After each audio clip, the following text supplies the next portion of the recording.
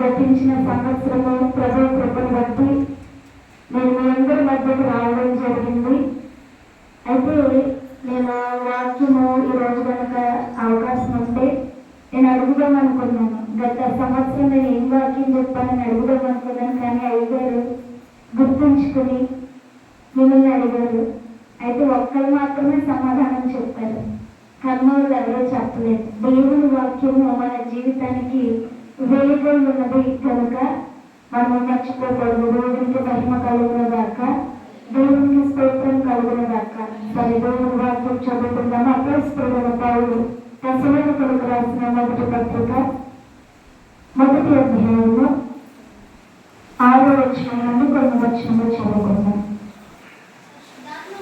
పరిశుద్ధాత్మ వలన కలుగు ఆనందముతో గొప్ప ఉపద్రవమందు మీరు వాక్యమును అంగీకరించి మమ్మను ప్రభువును పోలి నడుచుకొనిన వారే మీరు. సరిపోతుంది. దేవునికి మహిమ కలుగును గాక, దేవునికి స్తోత్రం కలుగును గాక.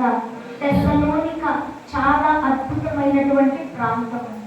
తెస్సలోనిక అనే ప్రాంతంలో ఉన్న వారికి అపోస్తలుడైన పౌలు ఒక ఉత్తరాన్ని రాస్తున్నాడు. చాలా మందికి ఉత్తరాలు రాసే అలవాటు ఉంటుంది. ఈనాటి కాలంలో ఎవరో ఉత్తరాలు రాయట్లేదు, కానీ ఆనాటి కాలంలో సెల్ ఫోన్స్ అనేవి లేనటువంటి కాలంలో ఒకరి సమాచారం ఒకరు తెలుసుకోవాలి అంటే ఉత్తరాల ద్వారా సమాచారాన్ని తెలుసుకుంటూ ఉండేవారు. అయితే అపోస్తలుడైన పౌలు ఒకప్పుడు దేవుని అంగీకరించకపోయినా, ఒకప్పుడు దేవుని యొక్క సేవ చేసే వ్యక్తులను, దేవుని కొరకు వాడబడే వ్యక్తులను హింసించిన కానీ ఎప్పుడైతే దేవుని తెలుసుకుని నూతనముగా మారాడో, దేవుని తెలుసుకుని పశ్చాత్తాపడ్డాడో, అప్పటి నుండి కూడా ధర్మశాస్త్రం పట్టుకుని తన జీవితంలో జరిగిన సాక్ష్యం గురించి అనేక మంది ప్రజలకు చెబుతూ ఉండేవాడట. అలా సాక్ష్యము చెప్పుకుంటూ అనేక మందికి దేవుని బిడ్డలకు సేవను ఆ యొక్క అపోస్తలుడైన పౌలు దేవుని యొక్క వాక్యాన్ని వివరిస్తూ అనేక చోట్ల సంఘాలను కడుతూ ఉండేవాడట. అలా సంఘాలు కట్టుకుంటూ ఒక ప్రాంతం దాటి ఇంకొక ప్రాంతం, అలా అనేక ప్రాంతాలు దాటుకుంటూ అక్కడ అనేక మందికి దేవుని యొక్క సువార్తను ప్రకటన చేస్తూ ఉండేవాడట. దేవుడికి మహిమ కలుగును గాక, దేవుడికి స్తోత్రం కలుగును గాక. అలా సంఘాలు కట్టిన తర్వాత అపోస్తలుడైన పౌలు ఆ సంఘాలకు కొన్ని ఉత్తరాలు రాసేవాడు. అలాగే కొంతమంది పాస్టర్స్ కి, అనగా తీతుకు కానీ, తిమోతికి కానీ, ఫిలెమోనుకు కానీ, ఇలా కొంతమంది పాస్టర్స్ కి రాస్తూ ఉండేవాడు. కట్టిన సంఘానికి కూడా, ఈ యొక్క తెస్సలోనిక సంఘానికి, ఈ యొక్క హెబ్రీ సంఘానికి, కొరింథీ సంఘానికి, రోమా సంఘానికి ఇలా ఉత్తరాలు రాస్తూ ఉండేవాడు. అయితే ఈ అపోస్తలుడైన పౌలు రాసిన ఉత్తరాలు ఎన్ని అని అంటే 14 ఉత్తరాలు రాశాడు. ఎన్ని ఉత్తరాలు రాశాడు? 14 ఉత్తరాలు రాశాడు. అక్కడ రాసిన మొదటి ఉత్తరం ఏమిటి అని అంటే తెస్సలోనికకు రాసిన మొదటి పత్రిక. అపోస్తలుడైన పౌలు చివరికి రాసిన, అంటే 14వ ఉత్తరం ఏంటి అని అంటే తిమోతికి రాసిన 2వ పత్రిక. అయితే ప్రియ దేవుని విశ్వాసులారా, గ్రీసు దేశంలో ఈ యొక్క తెస్సలోనిక అనే ప్రాంతం ఉంటుంది. గ్రీసు దేశపు రాజు అలెగ్జాండర్ ఒక చెల్లెలు ఉండేది, ఆమె పేరు సెలోనిక. అయితే సెలోనిక అనే పేరు ఈ అలెగ్జాండర్ తన చెల్లెల మీద ఉన్న ప్రేమతో ఆ ఊరికి ద సెలోనిక అని పేరు పెట్టాడట. అయితే ఆ ప్రాంతంలో అపోస్తలుడైన పౌలు సంఘాన్ని కట్టి ఆ యొక్క సంఘ బిడ్డలకు ఉత్తరాన్ని రాస్తున్నాడు. ఏమని రాస్తున్నాడు? గొప్ప ఉపద్రవములో కూడా మీరు ఏం చేస్తున్నారు? దేవుని వాక్యాన్ని అంగీకరించి మమ్మలో పోయి, ప్రభువులో మమ్మలో పోయి నడుచుకుని వారైతురి అంటున్నాడు. దేవునికి మహిమ కలుగును గాక, దేవునికి స్తోత్రం కలుగును గాక. ఈ దేవుని విశ్వాసులారా, వారు ఎలాంటి సమయంలో దేవుని అంగీకరించారు? గొప్ప ఉపద్రవమట.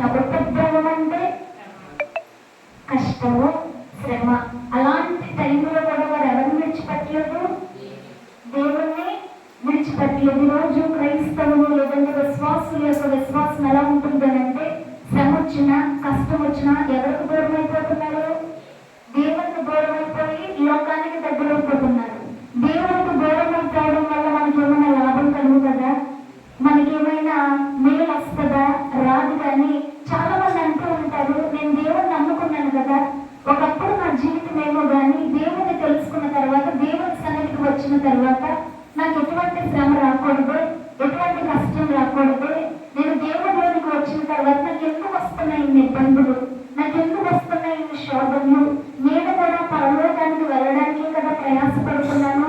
దేవుని వాక్యము ప్రతిరోజు కూడా గైకుంటూ దేవుని యొక్క నీతిని న్యాయాన్ని నేను పాటిస్తూ బైబిల్ గ్రంథంలో ఉన్న 10 ఆజ్ఞలను పాటిస్తూ చక్కగా విధేయత కలిగి జీవిస్తున్నాను, కానీ నాకు ఎందుకు వస్తున్నాయి శ్రమలు అని చాలా మందికి చాలా ఆలోచనలు వస్తాయి.